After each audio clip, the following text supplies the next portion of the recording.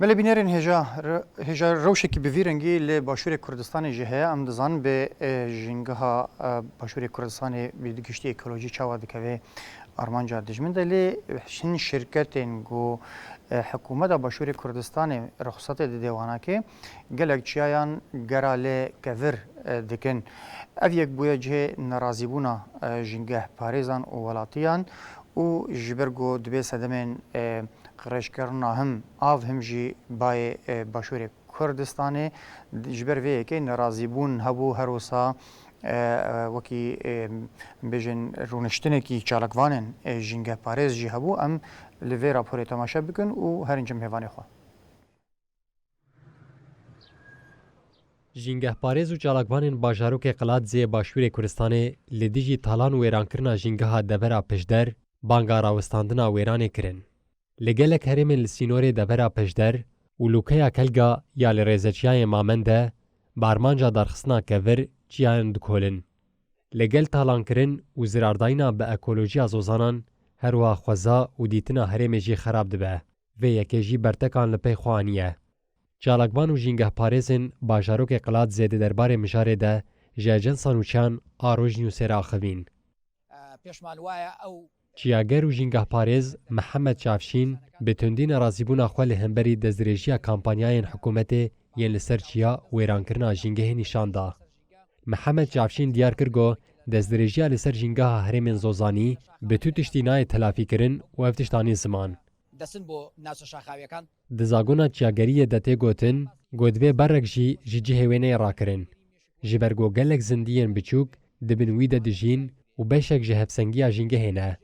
گر هونچیای که هلوشینن داگو کورین وی بفروشن و ببه صدما کیجان فلاکتا جنگه هی. چافشین دا زانین گو افکار سد نتنی لحرما پشدره یه گوت. به گشتی لحرما باشور کردستان هیه گو کامپانیا با آگاهی حکومت وان کوران دردخن. محمد چافشین دداویه دا بانگ لچالاکوان جنگه پاریز و کسین پیوندیدار کرگو دزودرین دمده داوی لوی تالان و دزدریجی بینن. باگاداری حکومتیش و او کمپانیانه او بردان دردینن درباره مجاره ده جنگه پاریز حاجی عمر جی آنی زمان گو او چیا و گرین گوتن کولاندن ویرانکرنا خوزای و دستنشان کرگو هر دم دوی کمیته چاودریه لوان دبران هبن. حاجی عمر آنی زمانو گوت لینها اف کولاندنا چیان باوایی کی بی سروبر تیکرن. وجبوب دستخصنا دستکفتین زیدتر جنگه ها و دبره تی ویران کرن. جنگه پاریز حاجی عمر دداویه ده داخواست کرگو ده زودرین دم ده اف ویرانی و زیانا لخوزای دبره وره راوستاندن. هم وقتی وی تالانه یک جمترسیا لسر هرما باشور کردستان ایریشن دولتا ترک یم بچکن کیمیاوی و بمبارانین وینه. لسلیمانیه پانیلکه لسر سدمین قرجمونا آبهوا سلیمانیه و تکدانا جنگه هاوی هاد داین ده اشارت ببیه که هاد کرن. بجدان پانل دیار کرن گو جنگه کردستان بیریشن داگرکری چکن قداخکری و کیمیاوی ین دولتا ترک تین تکدان. ولی بینرین هجا جبو اخافتنا درباره روشا جنگه لباشور کردستان و تایبت جی اف حتیه داوی گو ایدی نرازیبون جنگه پاریز درده کوین پیش نهاج باجار سلیمانی ریوه بره ریخستنا جنگه کردستان رزدار سرور قرداخی میوانی میا ایوار باش؟ ایوار باش هوال سرور از دخوازم دست که انا لگلک جین باشور کردستانه روشن گو نرازیبونا و لسر درده کوین هنا طيبت جي هاري داوي دربندي خان از باور دكم چالاكيا و بسر كد گو كولان هاتا راوستاندن برنگي كي دم كيجي ليل هند ورن ديتر اف دزدريجيا لسر جنگها كردستان دوام استخوازم بكورتاسي تماشاگر بخي صورت راستيا روشده دیارە لە باشووری کوردستان چەندین دەستدرێژی دەکرێتە سەر ڕەگەزە شنگیەکانی ئاو و خاک بە تایبەت ئەوەی کە زەق بۆتەوە هەم لەلایەن دوژمنانی کوردەوە واتە ئێمە دوو جۆر دەستدرێژیمانێ بۆ سەر چیا و شاخەکان دەستدرێژەیەکیان دەرەکیە کەوایش لەلایەن وڵاتانی ئێران و هەروەها لەلایەن دەوڵەتی تورکیاوە ئەکرێت کەویش لە ڕێگەی بڕینەوەی دارستانەکان و هەروەها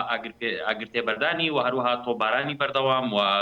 بەبوونی درۆن و فڕۆکەی جەنگی و زۆر جاریش ئاگری بانقەست کەو کۆی لە ڕۆژهەڵاتی کوردستان لە ئێستا دەیبینین و لە دارستانەکانی دیکەش لەسەر سنووری باکوور و باشوور بە هەمان شێوە بە تایبەت لەسەر باڵێن ناو دارستانەکانی باشووری کوردستانە ئەبینێ لەیان دەوڵەتی تورکیاوە دارستانەکانی ئێرە قڕەکرێت و ئەو درەختانی کە بەتەمەنن هەڵەکێشرێن و ئەدزرێن و ئەوانەی دیکەش کە هەیە هەمووی دەبڕێتەوە و لە کارگە پیشەسازەکانی ئەوێ مێز و کورسی و قەنەفە و شتانی لێ دروست دەکرێت کە لە ڕاستی ئەمە لەسەر ئەم دەستدرێژانی دەرەکی بەردەوام چالاکی ناڕزاییمان هەبووە هەم ئێمە و ڕێکخراوی سروشتی کوردستانەوە مەبەستیشم زیادر و بزوتنەوەی ژینگە پارێزی لە هەموو چالاکوانەکان پسپۆڕەکان و ڕێکخراوەکان و یەکێکی دیکە لەو دەستدرێژانەی کە لە ماوەی ئەم چەند ساڵەی ڕابردووە گەشەی سندووە لە باشووری کوردستانە دەستدرێژێ بۆ سەر چیاکان لەلایەن کۆمپانیاکان کە ئەو کۆمپانیانەی سەر بە دەسەڵاتن و دەسەڵاتیش حزب خاوەندارێتی لێکا و لە ناو حزبیشا کۆمەڵێک شەخص کە دەبینیت بۆ نمونە لە چیای مامەندە لەوێ کانی دەرهێنانی بەرد هەیە و دەبینی لە پێنجێن چەندین جۆر چەندین کانی جیاواز هەیە بۆ دەرهێنانی بەرد و ئەو کانانە هەروها لە دەربەندیخان لە چەندین ناوچەی دیکەی باشووری کوردستان هەیە و دیارە ئەم کانە بەردانی کە کار ئەکەن بۆ دەرهێنانی بەرد لە شوێنێکە ئیش ئەکەن کە دارستانی سروشتی لێە و درەختی بەتەمەنی لێ و ڕووپۆشی ڕۆکی لێ زیندەوەری لێ و بەڵام ئەم کانە بەردانە بە شێوازی بەردەوام کارەکەن و بەدەر لە یاسا و ڕێنمایە ژینگەکان مۆڵەتیان پێدراوە و کاری خۆیانەکەن و دیارە ئێمە ژوو ڕێکخراوی سروشتی کوردستان چالاکیەکانمان لە چوارچێوەی کاری با بڵێن گۆیژە بپارێزە و کە کۆمەڵێک کەسایەتی و کۆمەڵی خەڵکی جیاواز و هاونیشتیمانی جیاوازین و ڕێکخراوی ژینگەی و چالاکوانی ژینگە و پسپۆڕی ژینگەی تایە هەوڵەکانمان زیاتر چڕ کردوێتەوە و لە ئێستا ئێمە تەرکیزمان لەسەر گۆیژەیە و هەروەها لەسەر چیاکانی دیکەی باشوور بەتایبەت لەسەر کێشە نێوخۆیەکان لە ئێستا لەم خۆناغا و ئەوەی کە هەبوو ئێمە سەر ڕاوەی کە ڕوبەڕووی هێرش و پەلامار بووینەوە بەتایبەت لەلایەن بەشێک لەو خاوەن کانە بەردانەوە بەڵام ئەمانە ئێمە ڕانەگر و ئێمە فشارەکانمان لە فترەکانی ڕابردووە لە ئێستاشا چڕ کردوێتەوە خۆشبەختانە لە ئێستا کانە بەردەکان لە سنووری ئیداری قەزای دەربەنی خان لەوێ هەمووی ڕاگیراوە بە کاتی لەلایەن دادوەری دەربەنی خانەوە تا ئەو کاتی هەموو مەرجووی یاسا و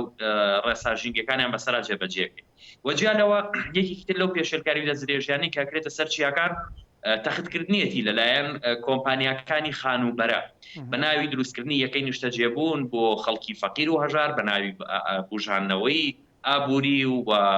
دابینکردنی شوێن بۆ خەڵکانی کە پێویستیان پێ بەڵام هەمومان دەزانیت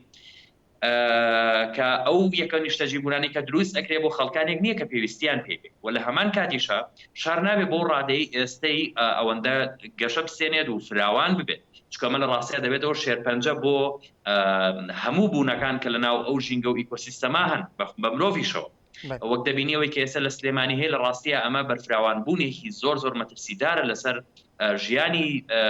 داهاتووی تەواوی ئەو مرۆڤانی کە لەناو ئەم شاران نیشتەجێن چکە ڕۆژ بە ڕۆژتەوە دەبینی فراوان دەبێت و دەستدرێژی دەکرێت سەر زەوێک شتوکاڵەکان و تەنانەت ئێستا پەنابراوەتە بەر شاخەکان و شاخەکانیش تەنها بەس بۆ یەکە نیشتەجێبوونەکان ناتەقێنرێتەوە یعنی بۆ لەلایەن کۆمپانیەکانی خانوبەرەوە بەڵکو لەلایەن ئەو کۆمپانیانەشی کە کارگەی چیمەنتۆ ئەوانەیان هەیە بۆ بەرهەمێنانی چیمەنتۆ بە هەمان شێوە شاخەکان تێنی ڕێژەکرێت و دەتەقێنرێتەوە کە ئێمە بۆمانە بەڵگە و دیکۆمنتمان هەیە و دەبینی تۆ لە داهاتووە لەلایەکە و دژمنانی کورد لەلایەکی دیکەشەوە لەلایەن کۆمپانیا و حزب و دەسەڵاتە نێوخۆیەکەوە تەواوی شاخەکان بەرەو تەختکردن و نەمانەبێت کە لە ڕاستی ئەمە بە تیرۆری سەوز و بە تیرۆری شاخەکان و بە تیرۆرکردنی ژیانی داهاتووی تەواوی بوونەکان لە ناو ئەم ئیکۆسیستەمای ئێمە پێناسەیەکەی و لە هەمان کاتی شامی ڕوونکردنەوە لەسەرەوە بدەم کە ئێمە وەکو چالاکوانان وەکو ڕێکخراوە ژینگەکان دژی بژانەوەی ئابووری وڵاتە نین دژی ئەوە نین کە خەڵک کاری خۆی بکات و سەرچاوی داهاتی خۆی بەدەست بێنێت بەڵام دەبێت بە جۆرێک بێت کە هاوتەری بواتە ئابووری لە ئێستا لە باشووری کوردستانە گەیشتۆ بە ئاستێکی زۆر بەرز و بابەتی ژینگە و ئیکۆلۆژیش لێرەیە واتە زۆر ئەم نێوەندەیان زۆر بینی زەوی و ئاسمان جیاوازیە و سەرۆت خوازم پرس بکەم ئەv هەوڵدانên گەشەدانە ئابووری یان jî بنەسازیya gotê çêkirin çima ne bi pîvanên îkolojîk têne kirin li vê dirê berî saetekê zêdetir cîgirê serokê hikûmeta Herêma Başûrê Kurdistanê Qubat Talebanî serdana saziya jîngehî li Derbendî Xan kir bi rengekî em bêjin بێگۆسۆز هەبێ ینی vêrengî hate dayîn gelo ev ji bo piştgirî yan jî serrastkirina kêmasiyên guhana yan jî dibe ji bo parastina berjewendiyên ew şerîketên gotegot bi ser hizba ve ne پێش ئەوەی وەڵامی و پرسیارە بدەمەوە یعنی ئێمە هاودەنگین یان لەگەڵ ئەوەی کە بابەتی ئابووری و ئیکۆلۆژی بە دوو شێوەی هاوسەنگ و پێکەوە هەردووکیان هەنگاو بنێن بەڵام وە گوتم لێرە جیاوازێکی زۆر گەورە هەیە و لە هەمان کاتی شەمانە تەنها بۆ خەڵکی با بڵێن هەژار و کەسی مامناوەند و شتانە نییە لە ڕاستیا بۆ کەسانێکی دەستڕۆشتووە ینی تەنها کەڵەکەکردنی سەرمایەیە لەسەر حسابی ژینگە لەسەر حسابی درەخت لەسەر حسابی شار وەوەی دیکەی کە ئەو سەردانە هەیە لە ڕاستیا و ئاماژەش و پێگرە و سەردانە بۆ فەرمانگەی ژینگەی ڕانیە بوو لەلایەن جێگری سەرۆکی حکوومەتەوە و لە بەبوونی پێنجی شەشیش کە ڕۆژی جیانی ژینگە بوو ئەو پەیامێکی بڵاو کردەوە لەو ڕۆژە و دیارە ئێستا هەوڵەکان یان هەوڵی بزوتنەوەی ژینگە پارێزی لە باشووری کوردستانە بۆ بە هەوڵێکی چڕ و بۆ بە هەوڵێکی فراوان و بۆ بە استراتیژیەک بۆ کارکردن لەسەر ئەو پێشێلکاریانی و ئەو دەستدرێژیانی کە کرێتە سەر شاخ و چیاکان بەتایبەت لەلایەن دەسەڵاتی کوردی لە ناوخوا و لەبەر ئەوە ئێستا حکوومەت بەتایبەتر حکومت لەم زۆنە لەژێر فشارێکی گەورایە و ئەو هەستی بۆ فشارە کردووە و هەستی بۆ مەترسیانە کردووە و هەستی بۆ بەهێزی ئەو بزوتنەوەیش تا ڕادێکی بەرچاو کردووە هەر لە پەیامەکەی ڕۆژی جیانی ژینگە و سەردانیکردنی بۆ فەرمانگەی ژینگە من دڵنیات ئەەکەم ئەگەر ئەم جۆرە لە فشار نەبووە بەسەر با بڵێن حکوومەت و دەسەڵاتەوە ئەو سەردانی بۆ فەرمانگەی ژینگە ناکرد بەڵکوم سەردانێکی تر و بۆ شوێنێکی تر ئەبوو بەڵام ئەمە لە ڕاستیا هیچ لە بابەتی کێشە و دەستدرێژیەکانی ژینگە ناگۆڕێت بەڵکوم ئەوەیە کە تۆ خۆی ئەو کۆمپانیانە هی کێرە ئەو کۆمپانیانە هی دەسەڵاتن دەسەڵات خۆی خاوەندارەتی لە چی ئەکات و بۆ کێ ئەکات و لە پێناو چی ئەم کارانە ئەکات ئەمانە هەمووی ڕوونە و ڕای گشتی هۆشیارە و بە ئاگایە بەرامبەر بەم دەستدرێژیانە و دەزانێت کە بۆ نمونە ئەمانە لە پێناو کێ و چیە ئەکرێت و بۆ چی مەبەستێک ئەکرێت کەویش زیاتر بەس کەڵەکەکردنی سەرمایە بۆ کۆمپانیا حیزبەکانی خۆیان و لەمە زیاتر هیچی دیکە نییە لەبەرەوە خەڵک لەو پەیامانە تێگەیشتووە بەڕاستی ژێمەوە بزوتنەوەی ژینگە پارێزی بۆ جۆرە سەردانانەی جێگری سەرۆکی حکوومەت و نازانم ئەو لایەنە حکومیانەی تر ناخەڵەتین و فریویش ناخۆین بەوەی کە ئەوان پێیان وابێ لەو جۆرە سەردانانەوە دەتوانن جۆرێک لە هاوسۆزی پیشان بدەن یان خۆیان بۆ جۆرە پیشان بدەن کە ئەوان پارێزەری ژینگەن یان داپۆکیکەری لە ژینگەن ئەوان تەنها شتێکە بتوانن ئەنجامی بدەنەوەیە دەستدرێژی نەکەنە سەر چیاکان و ڕێگە نەدەن کۆمپانیەکان دەستدرێژی بکاتە سەر چیاکان و نەیان پارێزن پێم وابێ ئەمە باشترین شتە چونکە یەک خاڵ هەیە زۆر گرنگە کاک زێوەرکامان ئەویش هاوکێشەی پاراستنی ژینگە لە پێش هاوکێشەی گەشەپێدانەوەی ئەوەی کە گرنگە ئێمە لە ئێستا ئەو ژینگەی کە هەمانە ئەو سروشتەی کە هەمانە ئەو شاخەی کە هەمانە و بخۆی بیپارێزی و لە دوای ئەوەی ئەگەر ئێمە هات و توانیمان بەسەر کەوتوی ئەمە بپارێزین دواتر ئێمە بیر لە گەشەپێدانی ژینگە و چاندنی نەمام و نازانم ئەو جۆرە کارانی تر دیکە بکەین بەڵێ سەروەر هەموو چالاکیانی ببوورە دەمامە بداوی بۆ ڕاستی لێ ئەخەفتنەتەی داوی دەژی دیار دەکێت گرنگیە هەلوەست و سەکنا سازیین جڤاکە سیڤیل یەن ژینگە پارێزی دەبێت دەربارەدا کەدەوە پیرۆز بێ دەستێوە ساغ بێ سپاس ji بۆ گوتە دەما خۆش مەرە بەقەتان تو بووی میێوانێمە زۆر سپاس سپاس